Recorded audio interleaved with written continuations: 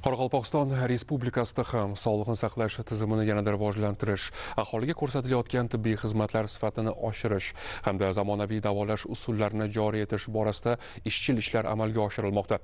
Xususan, Yaponiya Xalqaro hamkorlik agentligi grant dasturi doirasida Qoraqalpog'iston tibbiyot institutining zamonaviy yuqori texnologik jarrohlik va diagnostika uskunalari bilan ta'minlanishi ushbu yo'nalishdagi muhim qadam bo'ldi.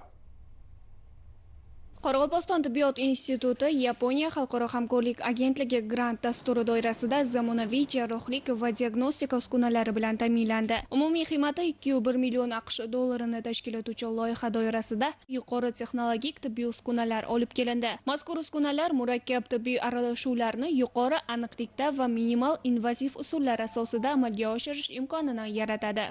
Neyrondoskop uskunasi keldi. Mana bu uskuna orqali ballarda tuma gidrotsefaliya keselligi uchrasатын navqas ballar бұл жерде кіші mini-invaziv operatsiya жәрдемі арқылы әмелге асырылады. Кішкентай камера арқылы кіріп, камерамен сол бітеліп қалған тесіктерді ашып, мидегі ликвордың айланысын, яғни су айланысын тікілуге әмелге асыруға жәрдем береді. Loyihaning amalga oshirilishi Qoraqalpog'iston Respublikasi sog'liqni saqlash tizimi salohiyatini yanada mustahkamlash, asoratlar xavfini kamaytirish, qon yo'qotishni qisqartirish va bemorlarning tiklanish muddatini tezlashtirishga xizmat qiladi. Ayniqsa, og'ir va shoshilinch holatdagi bemorlar, jumladan bolalarni zamonaviy davolash usullari bilan qamrab olish imkoniyatlari kengayadi.